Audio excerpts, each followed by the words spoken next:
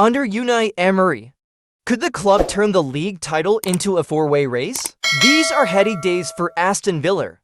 Everybody suspected they were underperforming under former coach Steven Gerrard. But nobody perhaps quite expected the liftoff that has happened under Unai Emery. It's not just that they sit third in the table, 2 points off the top. It's the fact that in their past 2 games they have beaten last season's top 2. The assumption is that, at some point, they will stumble.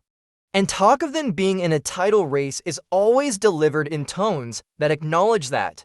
But whether that happens or not, the performance in beating Manchester City last Wednesday was one of the most striking the Premier League has ever known. It may only have finished 1-0. But Villa battered City. XG models had the hosts up to 0.33 to City's 0.86. This wasn't about being clever and picking off their opponents on the break, or surviving a sustained spell of pressure for all but about 15 minutes just after halftime, in which period City didn't have a shot. Villa overwhelmed them. Nobody has ever dominated City to that extent in a Premier League match. As such, there was a sense of paradigms shifting. It's always been said that teams have to be almost perfect to beat City, and to hope that Pep Guardiola's side have an off day. But Villa won despite being quite wasteful in front of goal and despite Ederson having a fine game. There is the obvious caveat that this was a City missing a number of key players, that they started the game with John Stones and Manuel Akanji as the 2 deep-lying midfielders. But it was an extraordinary performance nevertheless. Nobody should be overcome with sympathy if a stage-run club hasn't bought itself a big enough squad, particularly given Calvin Phillips, Matheus Nunes and Mateo Kovacic. $125 million worth of central midfielders sat on the bench. There comes a point in the life cycle of every great team when opponents stop fearing them. City had drawn 3 in a row before the defeat to Villa, and it feels like this run may have diminished some of that aura from Guardiola's side. That doesn't mean that they won't go on to win a 6th league title in 7 years, or that they're in some sort of terminal decline, but it does mean that, at least for a while, there may be fewer games in which opponents, even if only subconsciously, almost accept a 2 or 3 goal defeat before kickoff. City have a relatively gentle run of fixtures coming up.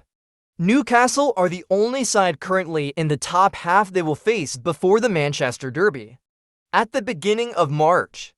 But those games may be a little more competitive than they would otherwise have been. That's especially true if Erling Haaland is out for a protracted period with an injury. Although Guardiola said a bone stress reaction in the Norwegian's foot did not mean a fracture. City were far from their best in beating Luton to 2-1 on Sunday, but perhaps the most significant thing was the resilience they showed having fallen behind. Although Villa beat Arsenal by the same 1-0 scoreline, the game was very different, having taken an early lead.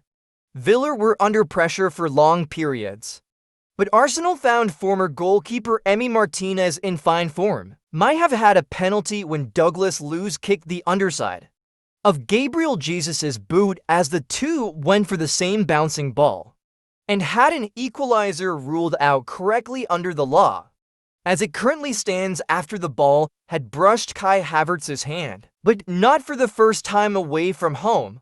They looked a little toothless, lacking in ruthlessness. Arsenal lost the leadership of the Premier League, but there was perhaps some consolation in the fact that although their trips to Villa and Luton this week ended up in the same outcome, as City's a 1-goal defeat and a 1-goal win, they looked more fluent than the champions in both games. As for Villa, amid the euphoria, there may be some concerns about just how fatigued they appeared towards the end of the Arsenal game, while if they are to sustain a title challenge, their away form needs to improve. They've dropped 13 points away this season. Although that is a feature of top sides, Arsenal have dropped 8 on the road, and Liverpool, who were far from impressive in winning at Crystal Palace on Saturday, like City, have dropped 11, all of which is great news. For the competitiveness of the Premier League, fallibility, the sense that nothing is guaranteed, that every point must be fought for, is what sustains a league. City are 3 points worse off than after 16 games last season, but they are 3 points nearer the leaders. Last season, at this stage, the top 5 were separated by 13 points. This season, it's 7. A blanket finish is unlikely. But even to have 3 sides still battling for the title at the beginning of May would be a rare treat. Could Villa be one of them? The suspicion is that their relatively slim squad will count against them, or that somebody will work out their offside trap. But that performance against City means that nobody can dismiss them.